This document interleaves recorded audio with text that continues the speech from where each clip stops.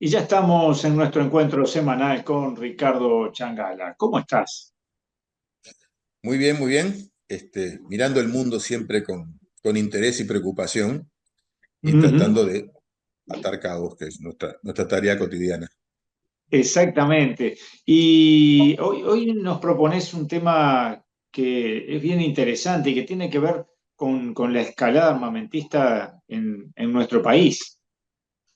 Bueno, en nuestro país, perdón, quise decir, en este mundo que nos toca vivir. Sí, y quería empezar por Costa Rica, Bien. porque fíjate que noviembre, diciembre es una fecha que hay muchos días internacionales día importante de aquella cosa, muchos temas que ahora mencionaremos. Pero hay un día nacional en Costa Rica que se conmemora, que se celebra, que lo quería destacar. Cada 1 de diciembre, la sociedad costarricense, sus autoridades, pero la gente en general, valora, recuerda y conmemora el día de la eliminación, la abolición del ejército. Costa Rica no tiene Ujú. ejército desde el año 1900, formalmente 48, en realidad fue en el 49, porque después de las primeras medidas hubo unos levantamientos ahí militares, y justamente por eso terminaron eliminando y aboliendo del ejército. Lo hicieron con el objetivo enunciado en aquella época de crear un clima de confianza y estabilidad, después que el país pasara por una guerra civil interna, ¿no? Eso no quiere decir que el país no tenga eh, instituciones que se ocupen de la seguridad, digamos, interna o en su frontera, lo tiene, pero a partir del desarrollo de la Guardia Civil, lo que se llamó en su momento, o la Fuerza Pública, como se llama ahora, que tiene divisiones especiales, aérea, guardacosta, contra el narcotráfico, pero todas con una lógica civil, no militar.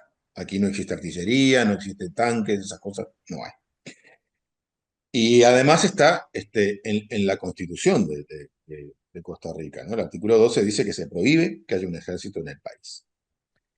Esto me parece que es un dato Ujú. importante porque va a contracara con el escenario mundial de guerras y enfrentamientos de todo tipo que existe. Pero además quería reflexionar y agregar algunos elementos que no sé si todos manejamos, que hay muchos países en el mundo que no tienen ejército. La mayor parte Ah, son países muy pequeñitos, islas, la verdad, el Vaticano, países pequeños. Pero algunos países no son tan pequeños, Costa Rica es uno. Y tres de ellos que interesan en esta recorrida están en el continente americano. Panamá es otro país que tampoco tiene ejército.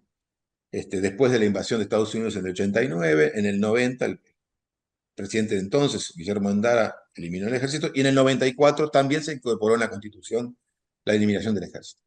El caso de Haití es muy peculiar porque Haití eliminó el ejército en el año 94, después de unas tantas situaciones trágicas que vivió el país, pero en el 2017 lo reimplantó, o sea que hay ejército. ah, Lo cual demuestra, si necesitamos alguna demostración, que tener ejército no tiene nada que ver con tener un país más seguro o con menos conflictos, porque si algún país tiene claro. alguna dificultad interna es Haití, ¿verdad?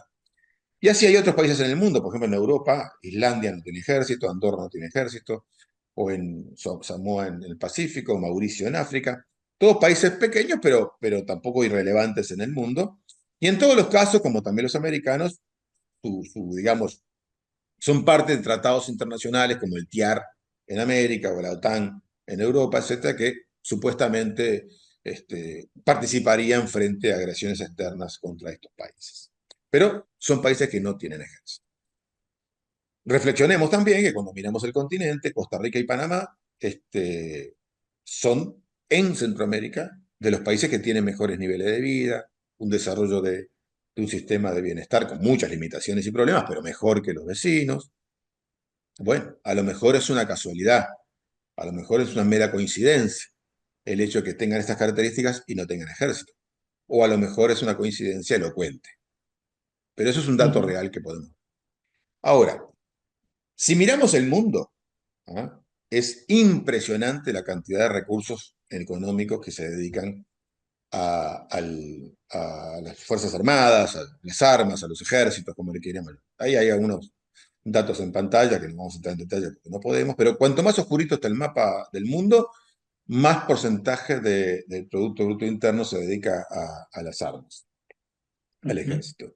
Y si miramos la gráfica de la derecha, ahí vemos, este dato es muy relevante, una enorme cantidad de recursos financieros que se dedican a la cuestión militar en el mundo. Estos son datos del año 21, 22, pero tampoco es que haya cambiado tanto en temas de porcentaje. Y si vemos, hay un país, que es Estados Unidos, que tiene por mucho, mucho, la mayor inversión en cuestiones militares. Obviamente, Estados Unidos tiene bases militares en casi todo el mundo, ¿no? Más de 500 bases militares, por tanto hay un gasto increíble financiero. Y es interesante ver que en realidad la Federación Rusa, que se encuentra en guerra, ha aumentado ese porcentaje de lo que tiene ahora, pero tampoco es la distancia que hay con Estados Unidos es gigantesca en términos de inversión militar. Y quiero atar cabos con un episodio que acaba de ocurrir. El 21 de noviembre, hace unos poquitos días, la Federación Rusa, en medio de este conflicto que tiene con la OTAN, porque ya estamos claros que ya no es una guerra con Ucrania, es con toda la organización del Tratado de Atlántico Norte, que incluye estos países que tienen tanta inversión en ejército. Bueno, pero el 21 de noviembre la Federación Rusa lanzó por primera vez un misil que se llama Oreshnik, que traducido al castellano significa el avellano. El Ujú. avellano es un arma nueva que no se conocía, estaba secreta además, un misil hipersónico, o sea, supera varias veces la velocidad, sí, la velocidad del sonido. De hecho, viaja a casi 5 kilómetros por segundo, Mach 15, una velocidad increíble. Y por distintas características, tiene una capacidad de destrucción que hasta ahora ninguna arma no nuclear, ¿verdad? No atómica, había tenido. Bueno, el asunto es que lo lanzó contra una fábrica, un establecimiento militar en Ucrania, que existe hace mucho tiempo, que la habían atacado varias veces, pero podía tener destrozos menores, y que data de la época de la Unión Soviética, y por tanto su principal establecimiento no es tanto sobre tierra, sino subterráneo. Bueno, este Oreshnik, el 21 de noviembre, se lanzó, penetró la tierra, fue hasta el fondo de ese establecimiento y destruyó completamente toda esa fábrica, ese establecimiento militar. Y lo hizo, atención, sin haber incorporado a las ojivas ninguna bomba. Utilizó armamento de ejercicio. Y aún así hizo un destrozo impresionante que hasta ahora no se conoce. Además es un arma que hasta el momento no se conoce ninguna posibilidad de detenerla, no hay ningún sistema que pueda detener por la velocidad, por las características, por el vuelo, etc. ¿Por qué estoy mencionando esto? Porque si lo vinculamos con lo anterior, la reflexión que debemos hacer es que la carrera armamentística, las características que van tomando las nuevas, cada vez menos, básicamente dos o tres, con suerte en el mundo, en capacidad de desarrollo de armamento. Y el resto del mundo, cada vez más atrás, más atrás, más atrás. Sin ninguna posibilidad de tener realmente capacidad de tener un ejército, unas fuerzas armadas que estén a la altura de esos avances tecnológicos que cada día son más impresionantes. Ujú. Por eso lo quería mencionar. Entonces, dicho de otra manera, si había razones a mitad del siglo pasado para discutir la existencia o no existencia del ejército, hoy por hoy, esta es la realidad que tenemos. Ningún ejército del planeta, salvo 2 o 3 países, tiene alguna mínima capacidad de poder dar seguimiento a estos niveles de desarrollo tecnológico aplicados a las Fuerzas Armadas.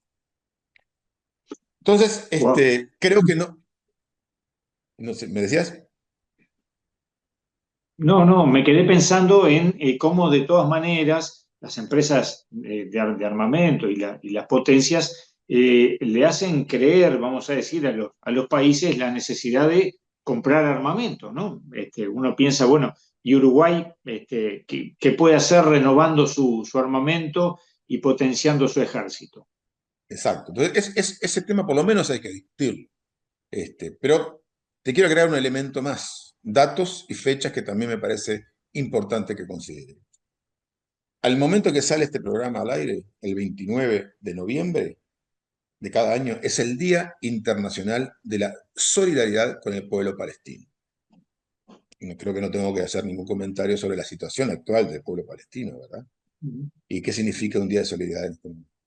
Ahora, ese pueblo palestino, más allá de otros aspectos, está también siendo muy duramente castigado como consecuencia de esta campaña o de este desarrollo armamentístico internacional muy Ujú. importante que acabo de mencionar, ¿no?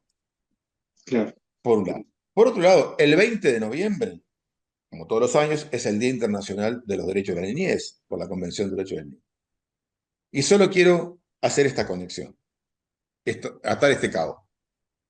Buena parte de las víctimas que están ocurriendo en Medio Oriente, pero en particular en la zona de Palestina, son niños y niñas. Son miles y miles y miles de niños y niñas, nadie sabe exactamente cuántos, que han muerto y siguen falleciendo todos los días por el uso de armas de guerra, ¿no? Mm.